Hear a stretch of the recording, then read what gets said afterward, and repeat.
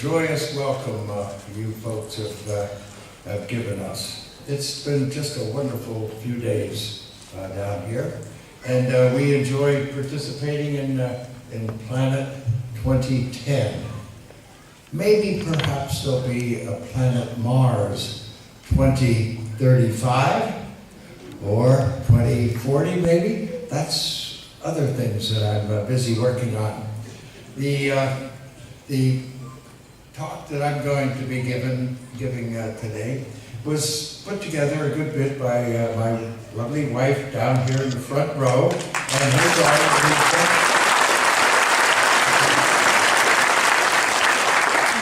They manage my office along with the mission director, Christina, who just got married recently.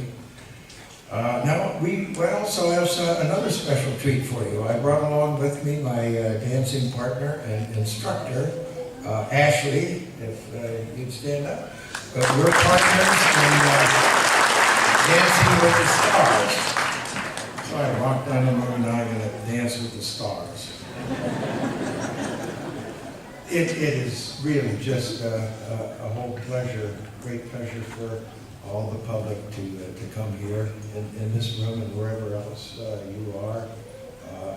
I don't get to visit down here and see your lovely Southern Cross, and also see Alpha Centauri. That's a wonderful closest star to us here in our solar system. And I wrote a nice science fiction story about creatures that came here 9,000-10,000 years ago from Alpha Centauri. So it's always a pleasure to come here and look up in the clear skies and see just where those alien visitors came from. But mankind has dreamed for centuries of reaching space, the moon, and even the stars. Past astronomers such as Copernicus, Galileo, Columbus, Leonardo da Vinci all had ideas about exploring beyond the boundaries that they knew. But it wasn't until the 20th century that man took his first powered flight on a windy morning in 1903, North Carolina. The Wright brothers flyer lifted up on wings defying gravity at Kitty Hawk. My mother was born in that same year, 1903. Her name, get this, Marion Moon. I took my first flight at age 2 with my father, Edwin Eugene Aldrin, and it was in a Lockheed Vega single-engine plane painted red to look like an eagle. My father was an engineer, an aviation pioneer, and one of the first flying executives for Standard Oil. Among his friends over the years were Charles Lindbergh, Orville Wright, and just many, Howard Hughes. And it seemed that the history of flight was woven through the whole fabric of my life. Yet during my youth, my childhood, there was no such thing as an astronaut. It didn't exist.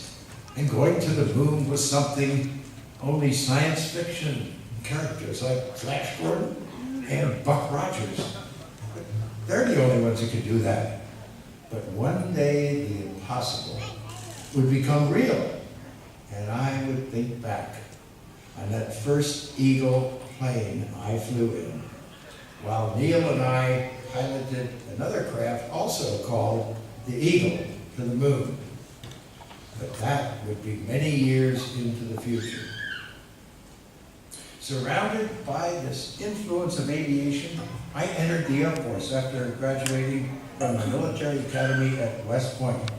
I was very impressed and imbued with the motto, duty, honor, country. And here I am training with my father, who had also served as a pilot in the Air Force from 1918 for 38 years in the reserve a good bit of time. He was in the Pacific and in the European theater during World War II. and he was a great example for me. Stationed in Korea, I became a fighter pilot where I flew 66 combat missions in my F-86 Sabre jet in 6 months of 1953. I shot down 2 enemy MiG-15 aircraft. And people ask me if I experienced fear as an astronaut. Well, I can tell you, there's no comparison to the fear that you feel or the uncertainty you face in direct combat as the enemy comes from you at any angle and they're shooting at you from the ground. Next, I was assigned to an Air Force tour in Bitburg, Germany, where I flew supersonic F-100s. This is not, this is a Sabre jet. This is the early version, but the supersonic one was the one we had. Now, our mission was to patrol up and down the Iron Curtain border, but we transferred over to nuclear weapon delivery.